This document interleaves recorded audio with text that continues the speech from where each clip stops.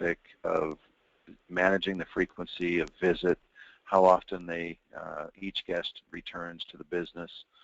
And while we talk a lot in our various classes about the fact that it's every team member's responsibility to create a repeat guest, there's really only one way to know that before the guest leaves the business today, and that's, did they set up a future reservation?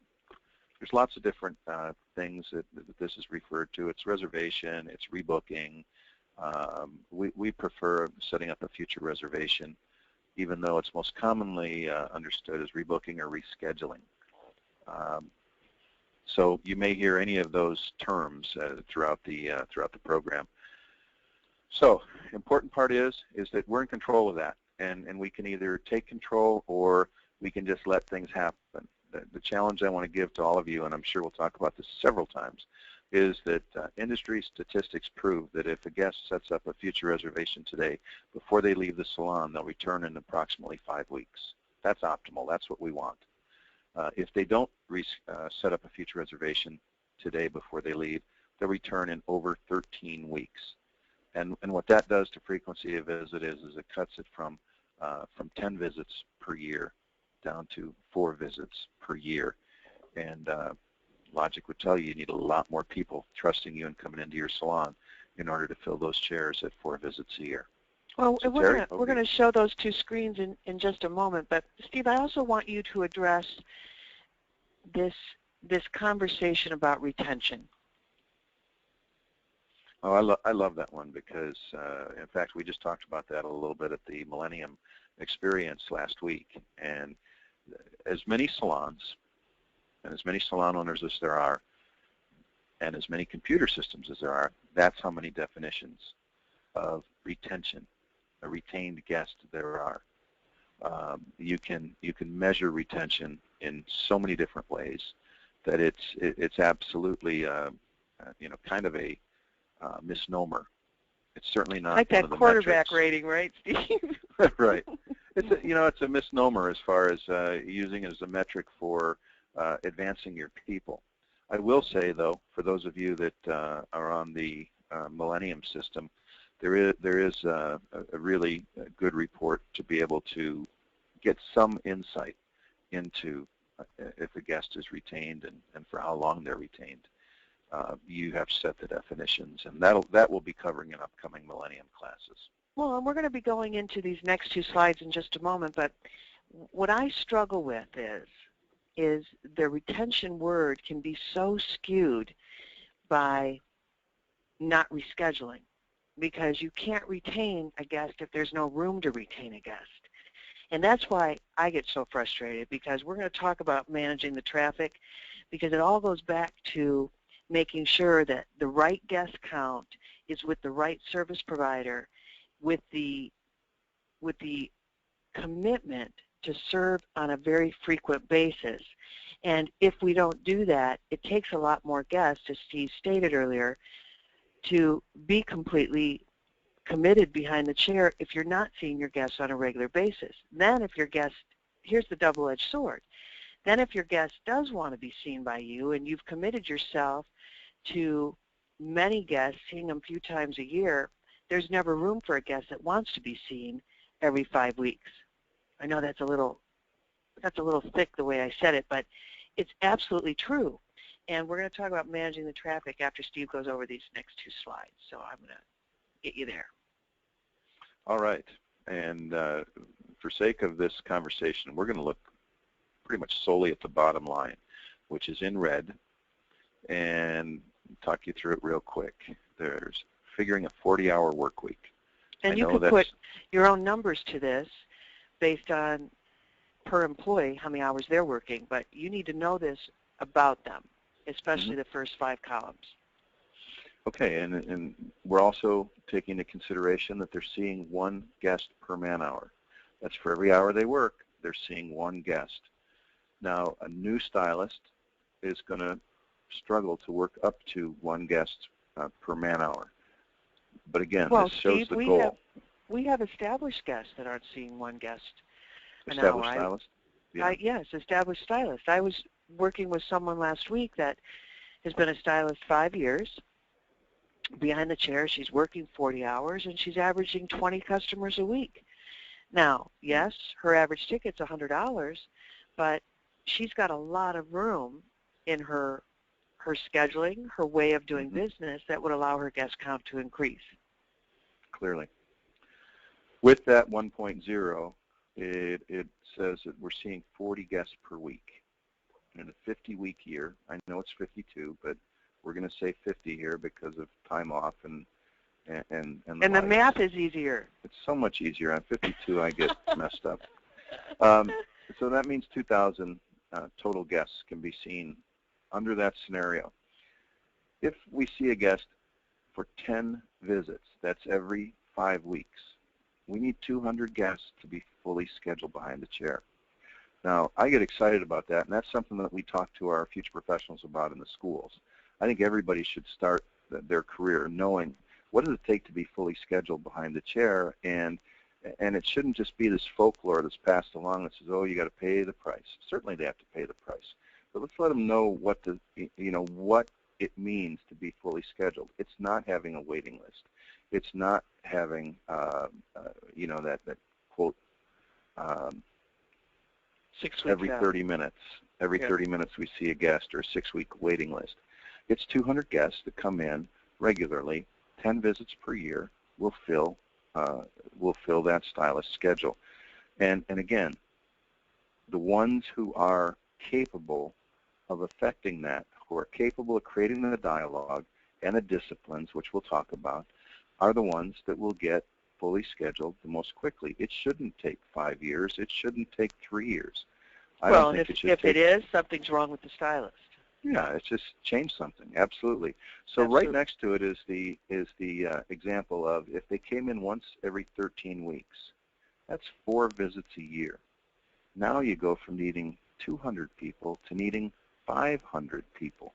Now that is a process. That takes a lot more time to be able to amass 500 people coming in. And I can tell you that even if we do, you're going to wind up with, by and large, an underserved, unhappy guest base. Well, because can we take me as an example? I mean, I'm going to tell you about my service needs from a service provider.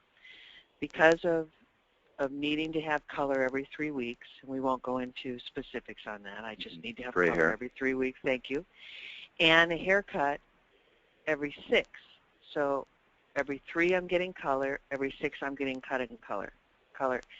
If you have too many guests in your base that I can't be seen every 3 weeks for color, I have to go somewhere else.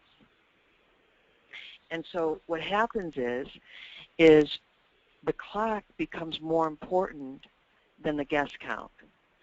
Getting them in, and all of a sudden we have created a monster of letting our guest count get way too out of hand. And we're going to go into that too in just a moment. But I want you to see, if we're managing and rescheduling, we can have 200 guests in there completely committed to the hairdresser, to the salon, to the services, to the service schedule. And 500 guests, it would be very difficult for them to do that. And it's 200 very committed, 500 that are still they're loosely committed. They're very loosely committed. That's a good way of saying it. Let's show the 30 example. Okay, this is the same metric but used for a 30-hour-a-week staff member, team member. So it's 30 hours per week, 1 guest per man-hour for every hour worked, 30 guests per week, 50 weeks per year, 1,500 total guests. We see them for 10 visits, that's 150. If we see them for 4 visits, that's 375. Again, well, and here's another example of this. When a hairdresser says, I want to go to 40 hours, I'm at 40 right now, my husband and I have been talking, it'd be better for our family if I went to 30 hours. First thing that has to happen when the hours are lessened, if we're managing the traffic properly, is the guest count has to be managed as well. Because we no longer can service 200 guests in 30 hours that it took us to work 40 hours a week.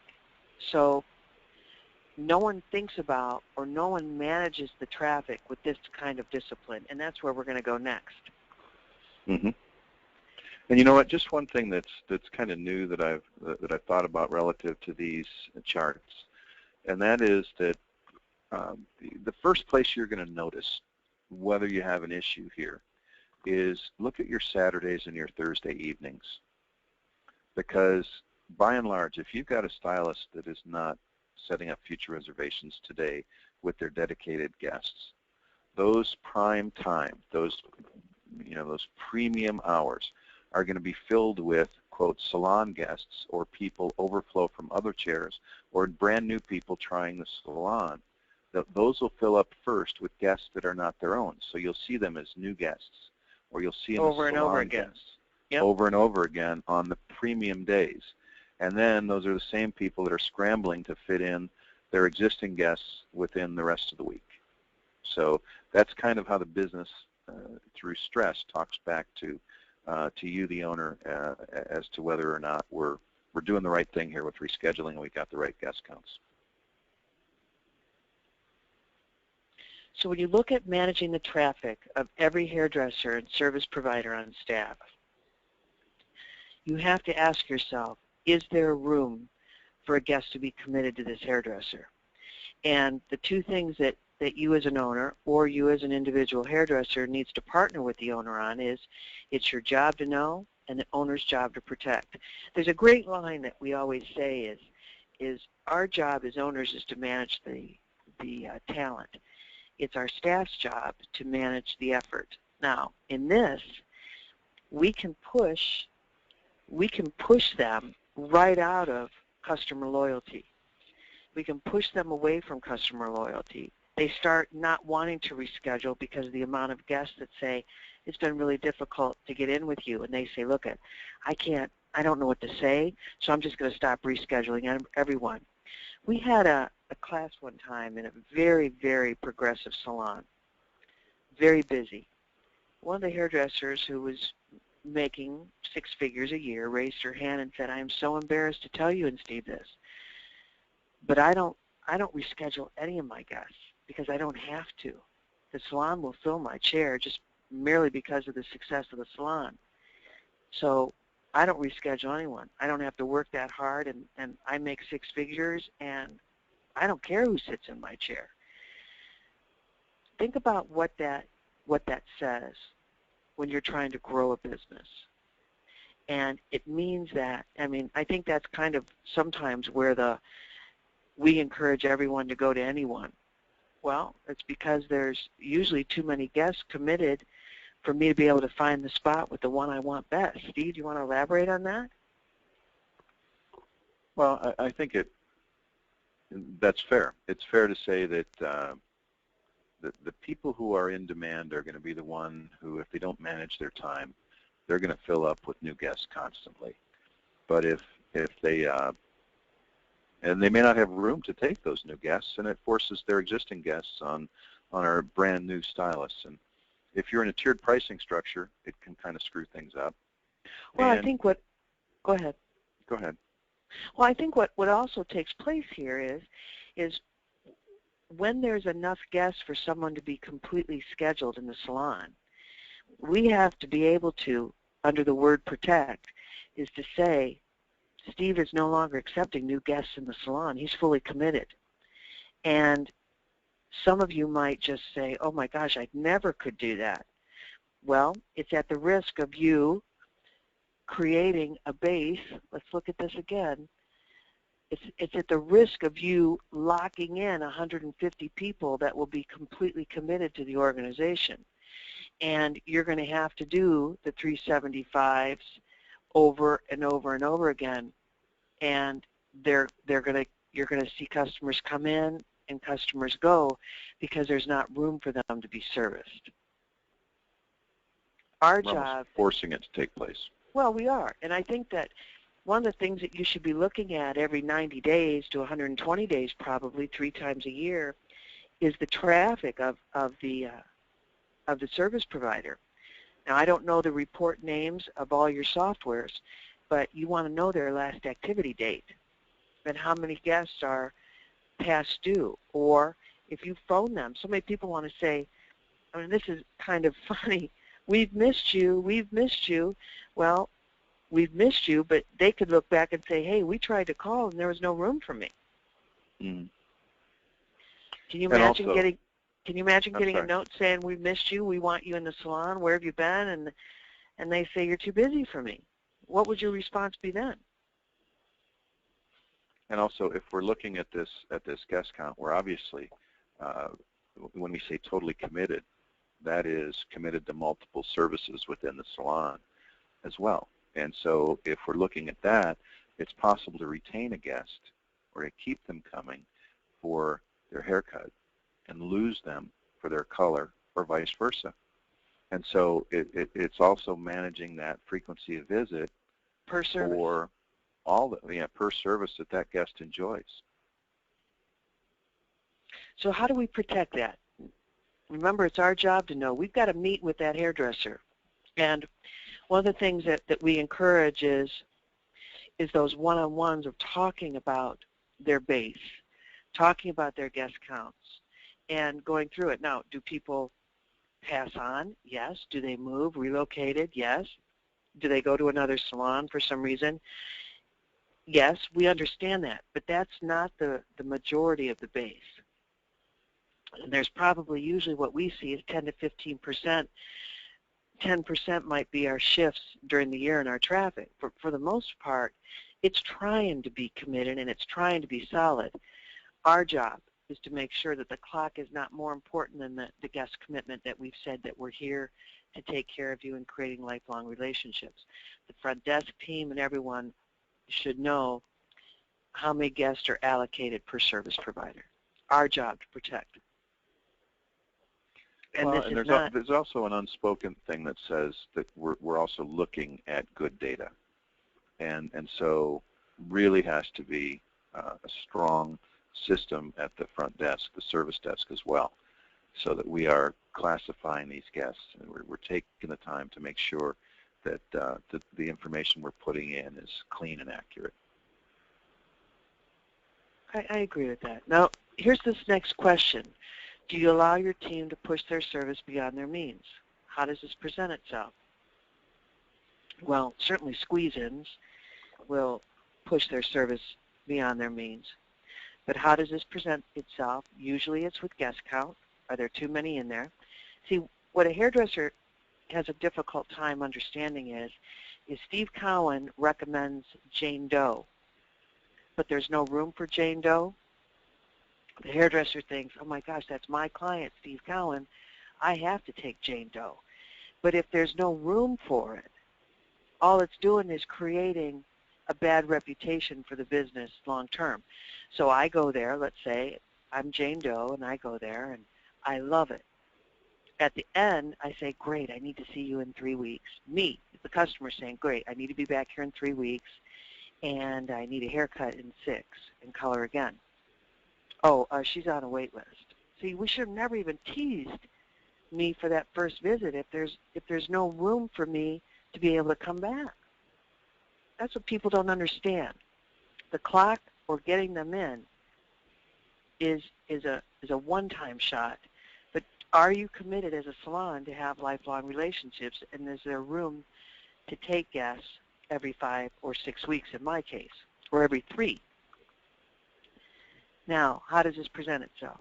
No one's talking about guest count. I taught a class last week to 25 professionals, and no one knew how many guests were in their base. And that's typical, really. Oh, that's so that's typical. More common. So these software packages that we have can tell us a lot, but we're using about 5% of what it can talk to us about. We as owners have to be. I have something stuck in my throat. I'm going to excuse myself just for a moment. Have to be the expert at the software, the systems, and the information that the business requires of us to lead and manage our people and manage our traffic. Steve, I'm going to step away just for a moment. Okay. So again, we can't we can't lead or manage something that we're unaware of and our team's unaware of.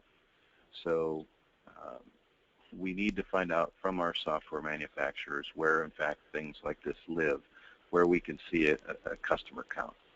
In Millennium, there are several places, and if anyone wants to send me an email at scowan, C-O-W-A-N, at pscspace.com, I will turn a list of reports around and give you some data on those reports to how to run them correctly, because that is a key in Millennium. They have to be run correctly or they give you bad information. And I'm sure a lot are like that as well. Well, can we talk more about not being the expert at the software? Yeah, I mean, it's a hard thing to do. So many salon owners say, you know, that's not my thing, but I have somebody that does it. Well, I really think that, and it could just be my personality style, that I'm just too intent on knowing. I've got to know how to do it so that I can get it for myself, and you learn in the process of doing that. I encourage, if you're going to pay good money for a software, you really need to know it inside and out, and at least to know it for the way you use it. We have always found over the years, and even before we were automated, Steve, in our careers, we know that if there's questions that we're unable, I have the hiccups now, I'm so sorry. If there's questions we're unable to answer about our business, we're losing money. We're losing loyalty. We're losing guest retention. Market share, everything. Market share, everything. So you can't afford to only be using this software as a means to check a guest out and to check them in as an appointment scheduler. I mean, these, for the most part, were automated. We figured it out. Here's what's funny about this whole thing, is we had to figure it out to be able to schedule our appointments in there. So when we knew we had to, we took time to learn it. When we knew we had to go from a paper scheduler to automation, we figured it out. But as management and leadership, no, we haven't taken the time to learn our software. I want to tell you what my experience was last week. I was at the Millennium Experience. I was just going to say at a software company's gathering, but I was at the Millennium Experience, and so many people were there in the audience just clamoring for the new software package that Millennium has talked about now for quite some time, called Mevo.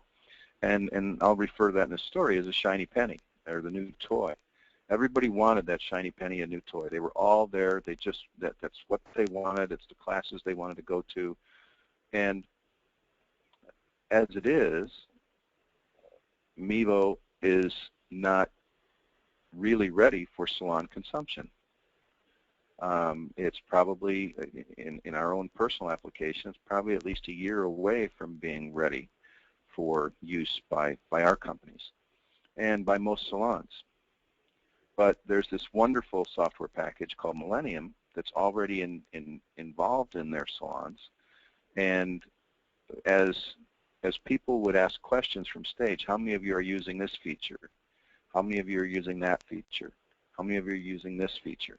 And the hands were so sparse. Most people weren't using so many of the features that the current software has, yet they're clamoring for the new package.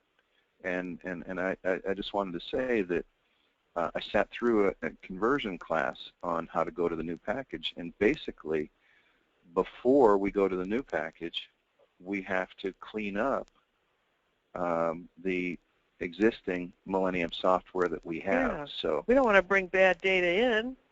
Right, right. So it was just an interesting, I offer it just for thought, of your own software program. How involved are you with it? How much of what it offers are you utilizing in order to affect your business? And are you trusting that with someone who may be there tomorrow and may not be there tomorrow? I've seen that too, where all of a sudden the key person that knew that software is gone, and it kind of leaves the company, leaves the salon scrambling for, now who's the next best person that knows it? Who can I have now be my expert? And I got to tell you, in my opinion, it should be you, because that software, in some ways, is a vessel that manages your business. And your business runs in a certain way because of your thought process, the service ethic that you have, and the leadership that you have in place. And so if that's the case, then that software is a reflection of you. And if there's not enough you in that, it's just going to be a fancy cash register. Ooh, that was big. Is everyone okay? Does anyone need oxygen? Because that's usually what happens to me when I hear something like that, in a good way, because it's going to push us to think, all right, how much time am I going to spend figuring this one out and being the expert, not allow it to only be used 10%. Okay. Quality control checks. Stephen Allen.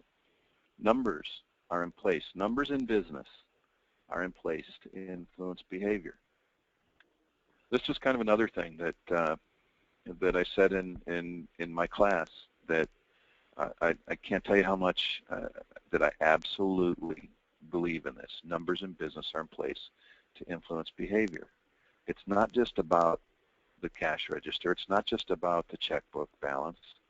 It's what are the key numbers to look at, and do they influence behavior? If computers by themselves were the key to running a successful business, in today's business, everyone would be successful, yet they aren't. So it tells us that computers alone are not the key to success. There are rooms in big businesses and small alike that are filled with paper reports that have been printed out, and yeah, I can get that number. Oh yeah, we track that. Oh yeah, we've got it. But nobody's looking at it. Nobody's coaching on it. Nobody's setting up vision and goal plans in order to bring about the desired result. And so if you have the numbers, great, you're a step ahead of everyone else. If you look at the numbers, you're probably 10 or 20 or 30 steps ahead of everyone else. And if you use those numbers to coach your people and influence behavior, then you are, really on a plane all by yourself. But if we just have the numbers in place and hope people will get kind of by osmosis, they don't get it today, but if they keep staring at it, all of a sudden it's going to tell them perfectly what to do. Doesn't happen. That's where leadership comes in.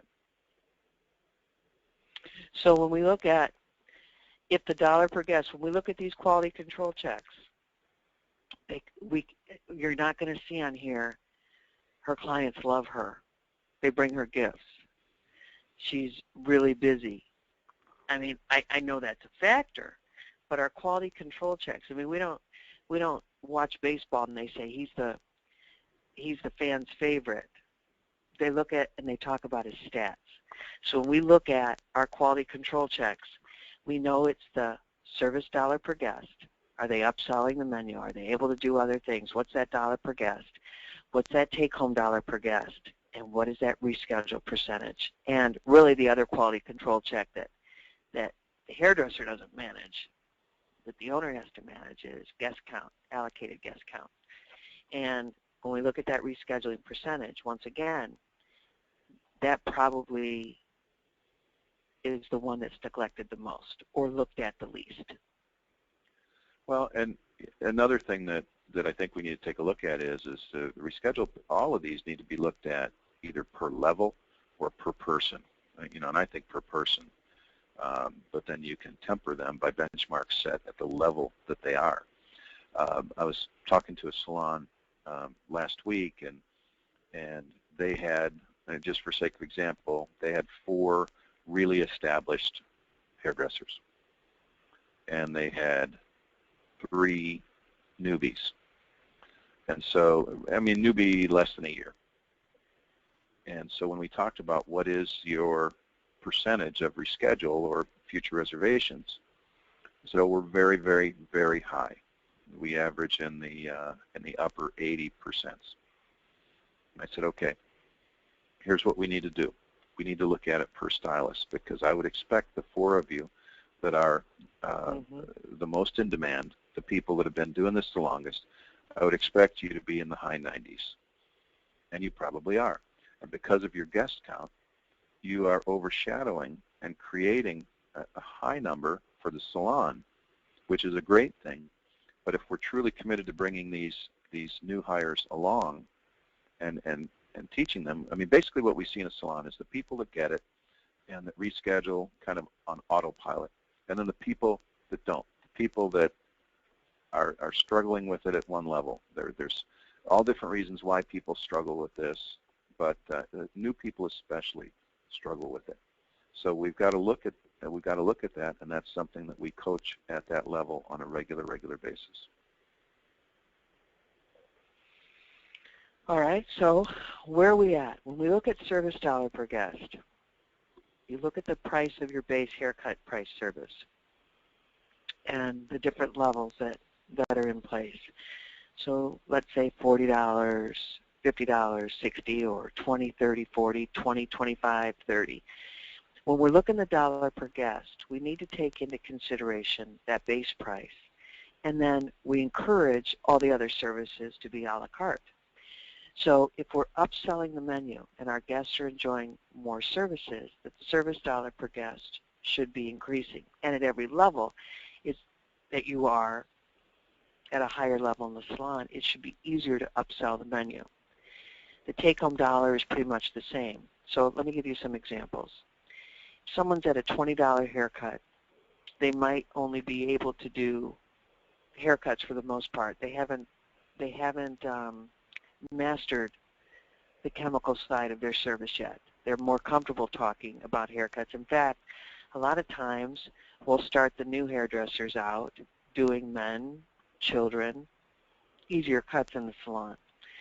We're really encouraging people to see if we can take the services that are not as difficult, maybe all over color, and instead of waiting a year for, and I think we said this in our last e-learning, instead of taking a year for them to be able to create revenue for the salon, as soon as they're able to earn that category, let them start accepting services for it. It offsets some of the training costs of the salon as well.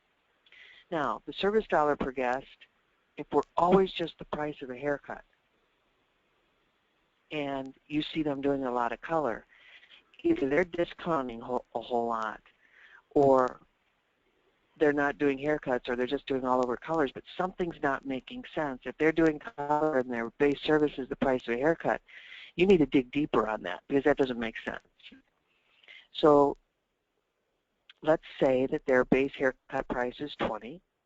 They come in at $25 this week, dollar per guest in service. Their take-home came in at $3 per guest, and their rescheduling rate came in at 25%. What we find is we're not talking enough to the new people about their stats that are weak while we're growing them. Now, if you're a rookie in the Major League Baseball, and you're in a batting slump, you better believe you're going to be scheduled with that hitting coach over and over and over again until these stats change, because if something's not right, you're developing a horrible habit. The kind of thing that's happening here is the service dollar per guest is becoming a habit. A take-home dollar per guest is becoming a habit. A reschedule, lack of dialogue and rescheduling is becoming a habit. And they're so difficult to break. When you look at the habit, it's a discipline, and now they think that that's a discipline that has your endorsement. You need to know when to respond and how to make the adjustments to the response. If they are coming in at that kind of rescheduling percentage, they need to sit down with you and talk about that. And if they're coming in at dollar per guest, Steve and I refer to this as bullet leadership, and we're going to do an example of it right now. If I've given Steve, I've released him to the floor, and I'm the owner of the salon, and I've released Steve to the floor, every single day in standing up, not in a meeting, not in something that has to be scheduled, something in passing that's going to take us about probably less than a minute, and this is what it's going to sound like. Steve, how are you? How was your day today? I had a great day, thanks. Great. How was yours? Well, really good.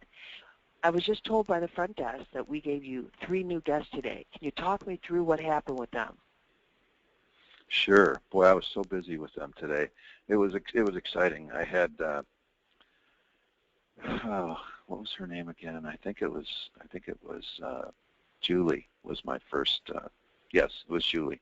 She came in. She was kind of hair down to middle of her back, blonde by choice, I think. She had color before, but she was down just for a haircut today, and looked like she needed color. And I did bring that up a little bit, and she really kind of avoided it. But anyway, we gave her a kind of a chin length overall one layer, or I'm sorry, well, one length. That's a big change. So Yeah, what was her service expense today? It was $30. Okay, and what's your base haircut price? $30. Okay. Any take-home go home with her? No, but she said as soon as she ran out of what she had, she'd be back. Did you reschedule her for the next visit? Because that was a big change you offered. No, she didn't have her schedule with her. All right, Steve, what did you learn when we were going through training? What did you learn about our quality control checks? I learned that we measured how well we did with the guest based on if they enjoyed more of the menu than what they had down, and if they bought our product, and if they set up a future reservation. And what did you learn if the answer is no on all 3 of those? That I need to do better. And that the odds of them returning to us as a loyal customer is very slim. Talk to me about the other 2 more She quickly. really, really liked it, though, Terry. Oh, I'm sure. And I'm going to watch that closely to see if she returns. Mm-hmm. Tell me about the other 2 customers. The other 2, I had a gentleman who came in. He'd been serviced in the salon before, so he already had all his product, and I was really just giving him his regular monthly haircut. Okay. And so, did you reschedule him for his next visit? He said he didn't know where he'd be again. Okay. The last customer, who Jane Doe. What happened with Jane Doe? Well, Jane, I found out that I actually went to high school with Jane, and we had a blast. She was the perfect guest. She didn't know that I had become a hairdresser, didn't know that I was working here in the salon. She did take my recommendation. We did some highlights on her hair, even though she was down for a haircut. She did set up a future reservation. From everything I could tell, she loved her time here in the salon. Kept commenting on it.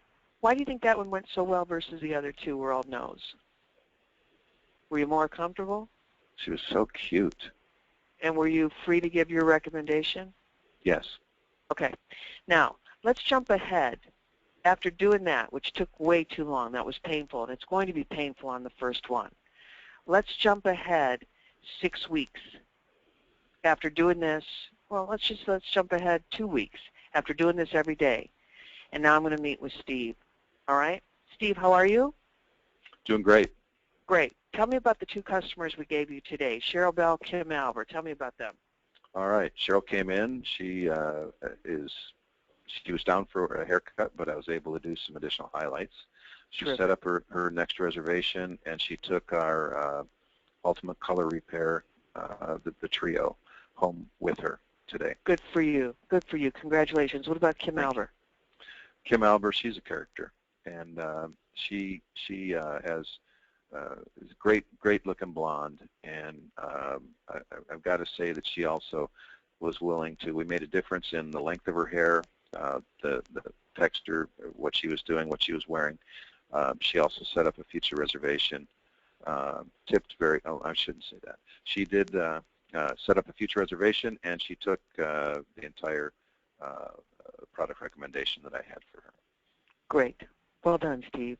It sounds like you locked in 2 customers that you're going to create a relationship with. All right, let's check in tomorrow. All right, now a couple things. First of all, the difference between the first one, which was willy-nilly emotional, some of it stupid, I mean, who cares, some of the stuff, and talking about the stats after 2 weeks is you train them on what you're looking for. You train them on how to talk to you. You train them to talk about success. You train them to know what your expectations of their performance are or is. And what happens is they start, I did very little talking the second time because he knew the questions I was going to ask, so he volunteered them and gave me all the answers I was looking for almost immediately. It's a habit. It's a discipline. What happens is we release these people that we're giving them attention. We release them to the floor. We stop having daily conversation with them. It's so important that we're looking at their rescheduling rate and we're talking to them because usually they're receiving overflow from the staff. And one thing that Steve might have added is, hey, Cheryl was a referral of mine from somebody else. But most of the time while we're building a hairdresser, it's overflow from all the other staff. And we want them to do a good job with our referrals. That's key to us. So it's a habit and it's a discipline. And most people say, I don't have time. The first one was painful. I'll agree with it. But the second one didn't take long at all. And the front desk keeps us informed of what is happening and how many guests that are new that we're providing to Steve while we develop him. Well, and I think the thing I would want to add to that is that if I had just come through a training program where I was told that these things were valued and then it was never inspected, I was never held accountable, quickly I would feel that that was just verbiage in my training and that we weren't really serious about it. So I think this bullet coaching, I think holding a staff accountable in a spirit of wanting to develop them, truly wanting to develop people. I think that's the answer, and we have to have time, and it has to be manageable. It doesn't take place at Starbucks, and it doesn't take place sitting in your office.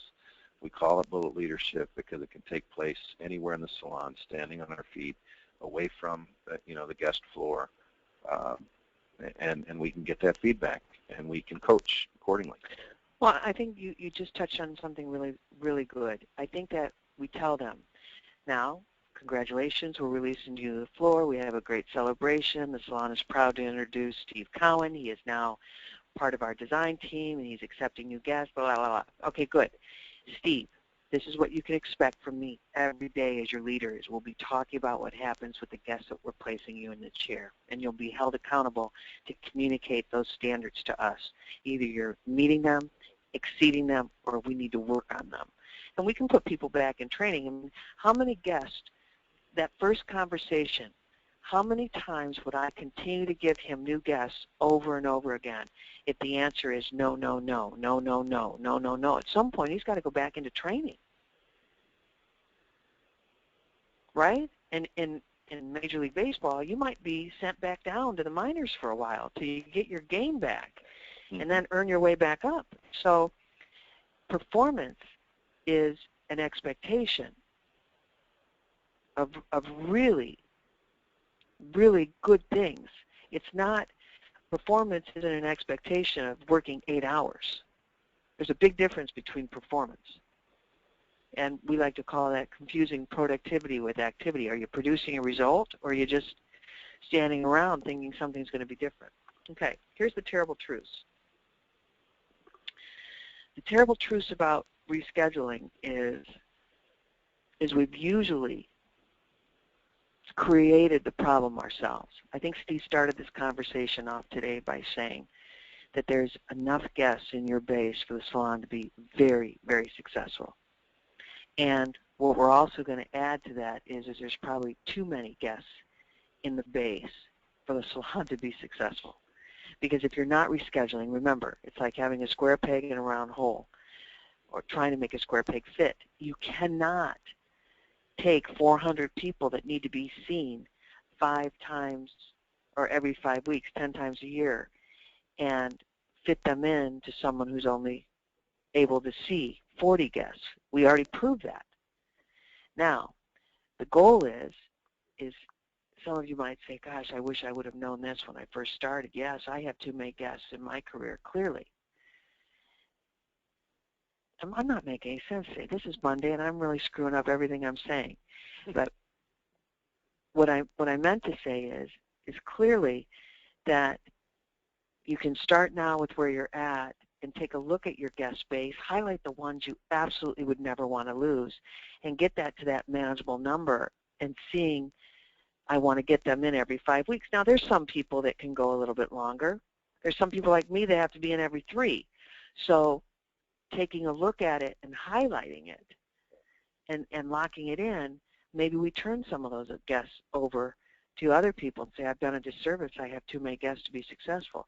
You know, I was seeing a couple things I want to say. Our doctor's not accepting new patients, not even family extensions right now, because he's fully committed. And I was like, seriously, you won't take a new patient? He said, you know what? It'll be a disservice to the ones I've already got. And as soon as he said that, I said, oh, my God, he's a busy doctor. Good for me. I chose a busy doctor. The next thing is I have witnessed, we bought a new puppy in April, and he needs groomed, and they're fighting for him to be rescheduled better than I've seen hairdressers fight. And a dog groomer, and their average ticket isn't cheap, I'll tell you that, but they're fighting. They talk about rescheduling. They know they only need to have this many pets, and they'll be completely scheduled as a dog groomer. They don't want to take every dog in our area. They want the 200 that they enjoy the most. And Steve, haven't you found? I mean, they do a tremendous job in upselling and working on the menu, and it's amazing. Absolutely. How they're fighting for our business, and we're new to them. Well, and it's amazing to me that they could have a higher ticket price than a lot of hairdressers. I mean, I get that everybody loves their pets, and certainly we do too, but it's just not more important than people walking around where their hair and their appearance and their confidence comes from, you know, just their face and their hair is 70% of their first impression. It's just amazing to me. So the terrible truth is we created this problem. Now how are we going to fix it? And that's what we refer to. It's such a golden opportunity to make this right. But you have to have everyone on board. No one's going to want to do this exercise. This is like saying to the family, let's all go down and clean out the basement. No one's going to want to do it. Everyone's going to fight this. They're going to say this hurts, it's boring, I can't stand it. But who doesn't love the basement when it's cleaned up and it's all right and it looks great?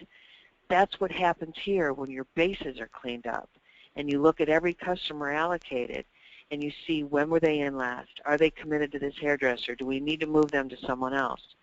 There's a work here that has to be done, but the business is going to be so much happier and more successful and more vibrant when there's room for guests to be serviced on a regular basis. Remember, the truth is when we take too many guests, we give them permission to go somewhere else.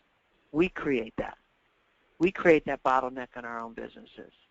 And then they'll say... Well, and Terry, let's look at one thing.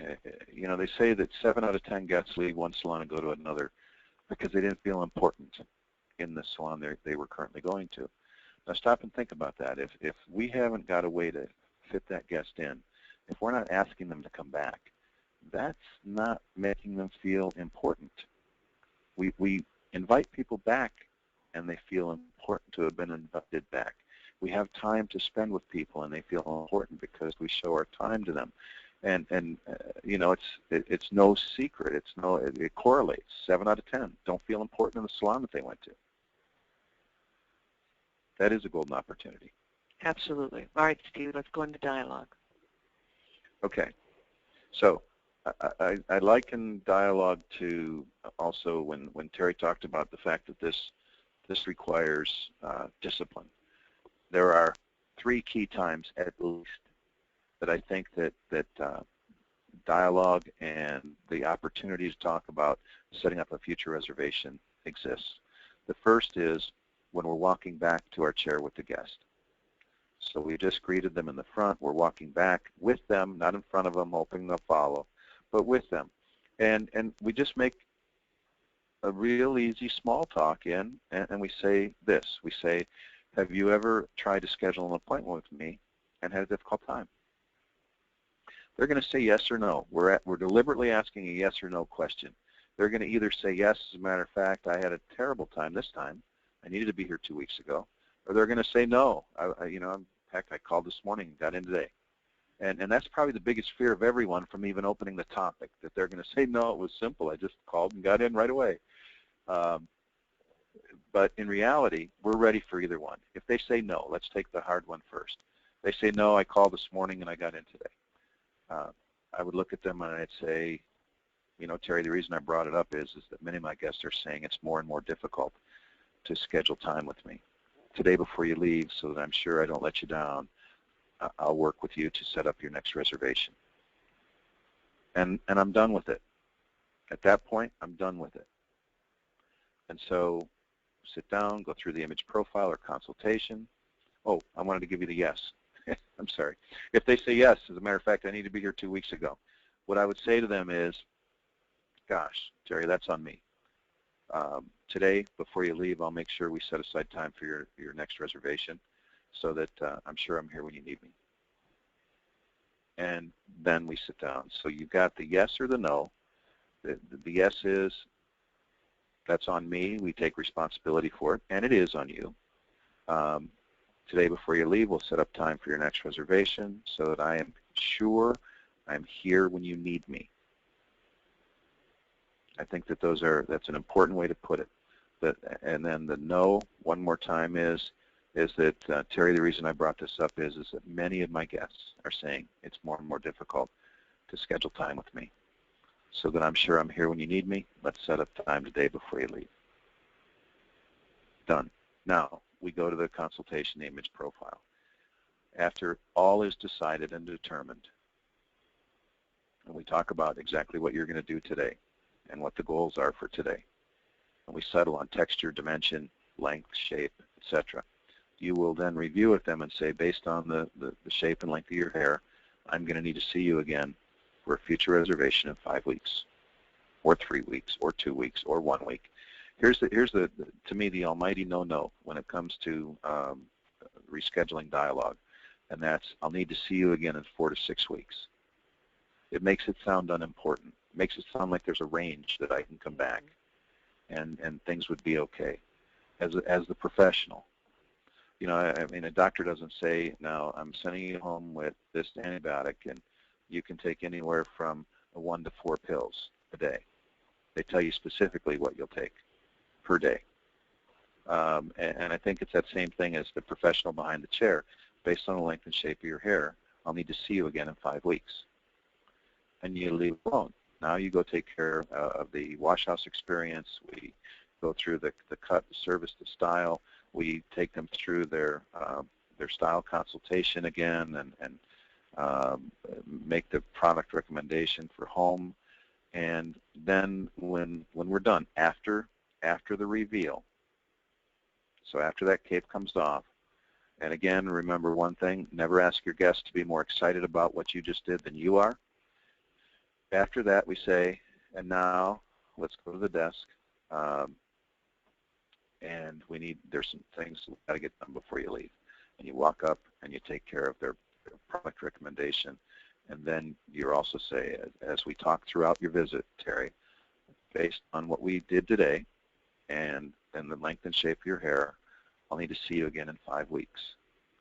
You're in great hands. I'll stay right here until that reservation is scheduled for you, and Mary will help us facilitate that.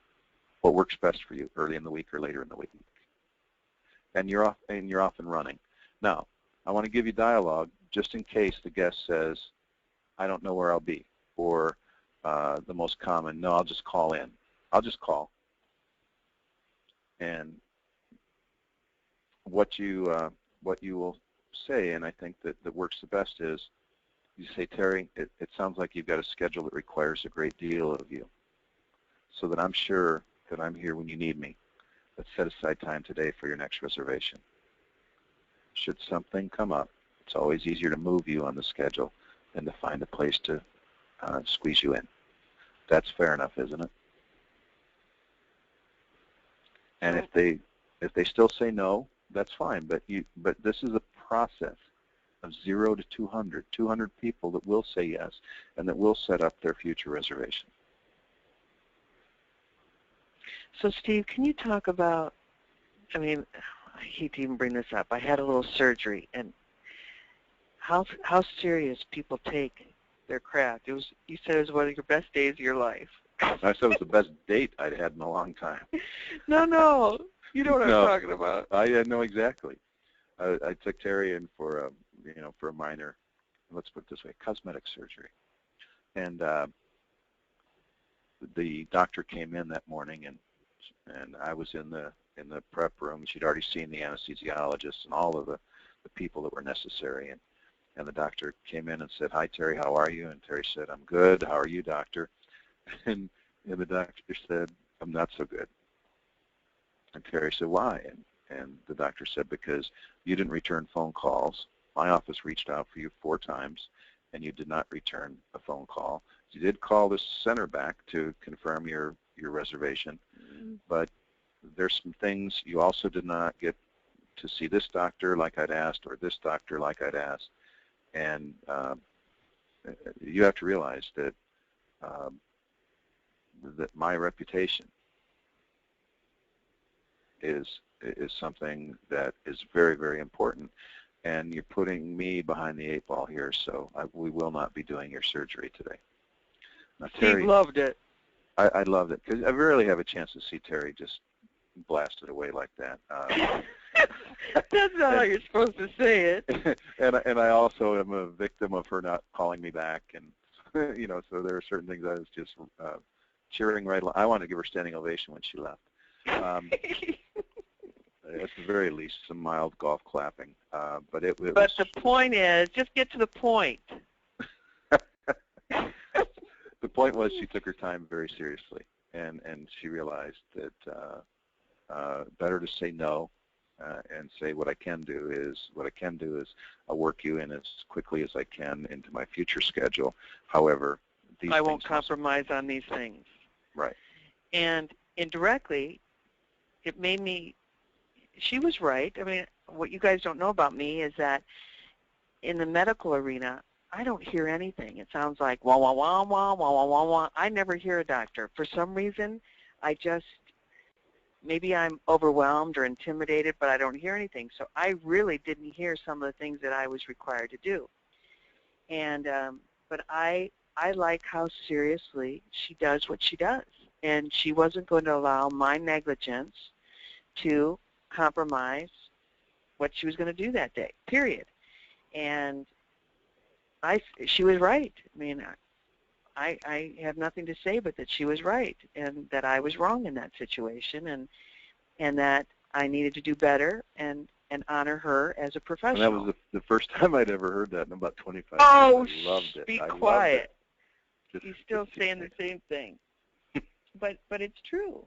It's absolutely true. Now, I think professional, just because we're in a more sexy business, doesn't mean that we have to not take what we do seriously or tell the guests. I'm looking for guests that want to be serviced every 5 weeks and look great every 5 weeks. That's not a bad thing to say. I mean, how seriously do we take our craft? And that's what I was excited about, is how much she held me accountable. And I'm telling you, the next time I had to see her, I was early. Yes, ma'am. No, ma'am. Yes, yes, yes. And are you laughing too, Brian? Brian's got a smirk on his face. He just walked in my office. So they're probably all going to use this story against me. So anyway, I just think that it's all about what our expectations are. If we expect the guest to say, I don't know what my schedule is going to be, that's what the response is going to be. But if we expect them to honor what I'm doing as I honor them, then I think we can build a great professional relationship together. The last slide is, because we've worn out our welcome, is we need to manage those outcomes daily. Owner, you want that reported to you by your front administrative team on where we at, yesterday? Where are we at through the day on the hour? Where am I at with the people that we're building? Have we gotten so comfortable with our guest count that we've become foolish and that we're taking them for granted? And rescheduling is a quality control check that to us means more retention. That's a retention-driven outcome more than the word retention, because rescheduling says your guest indeed wants to return. So thank you, everyone. Please send your questions to us through our consultants or PSC, or reaching Steve and I right on the website. You can. But any way you need to get a hold of us for us to give you more information, let us know. And give us also feedback of what topics you're looking for. Next one is making noise in the business, how to get our name out from within these walls out into the community. And we're excited to deliver that one to you as well. Have a great week. Happy July. And look forward to talking to you soon. Thank you, everyone.